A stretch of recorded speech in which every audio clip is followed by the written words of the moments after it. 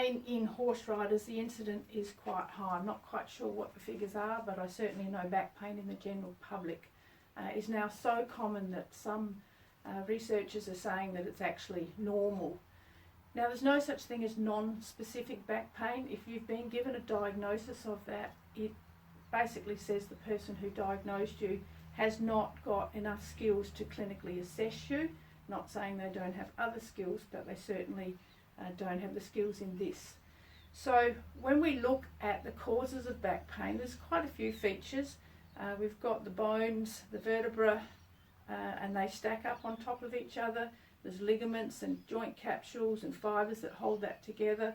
We've got the joints that lock they sit on and interlock. They're called the facet joints. In between the body of the vertebra, we've got the discs, and the discs act as a shock absorber. Now, we have different diagnoses or different reasons for back pain at different age group. In the younger age group, under 25, the disc has much more elasticity and fluid nature, so it's much more resilient to taking a jarring or an impact. And this is normal. As we age, the fluid nature or the elasticity of that joint of the disc decays, and that's a normal age-related changes.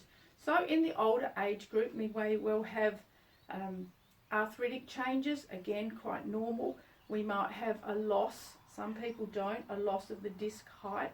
Now this changes the biomechanics in the whole area.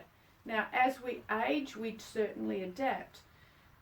At some point though, the resilience seems to be reached and we have an incident that causes back pain. Now that incident has a history that can be tracked back. So in diagnosing what is the back pain, we look at the history, we look at the person, we look at the activities, we look at the MRI, we look at their movement, we look at their goals, their personality, put the whole package together. Yes, treatment is addressing the pain, the swelling and the inflammation. Education is important, but then we move on to training the person correct stability and correct movement patterns for daily life, and further to that, specific to their sport. So I'll show you on my muscle map the chief structure that we look at is the transverse abdominal muscle. Now this muscle is the deepest in all of our muscle layers, and it runs sideways, and that's why it's called transverse abdominal muscle. Now one of the features of this muscle when we have pain is that this muscle, it's called an inhibition. So the muscle says, no, I'm not going to work. Now this is a natural phenomenon in our body. Now if you are not taught to say yes, so what I teach my patients is that that muscle has saying no, but your brain is going to say yes. So I teach people how, and I mean how, to engage that muscle on its own, independent of other muscles. Now we certainly put the patient in a position where they are no or minimal pain, because the no is very powerful. We train this muscle to activate, then we train it to hold through some movements, then we strengthen it, then we start to use it in daily life movement patterns. And again, going on to horse riding, we need very solid, strong function of this muscle to be able to hold the spine still. But then we bring in other muscles to move the spine. Now, just relating to the spine here.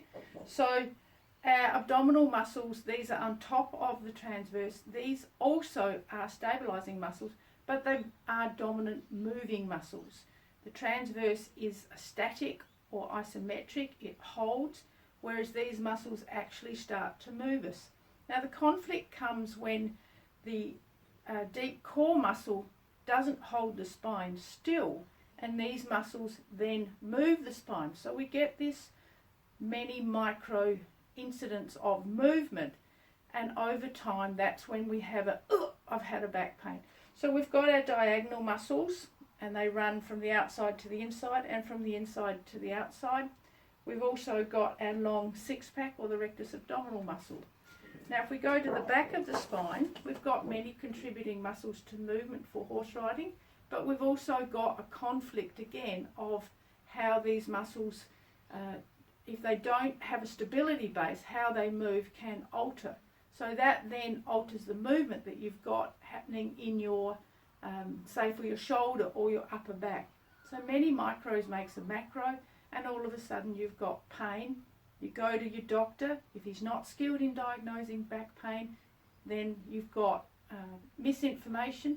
If you see a physio or a massage therapist or a chiropractor, and this is not identified, then again the long-term chronic pattern is set up.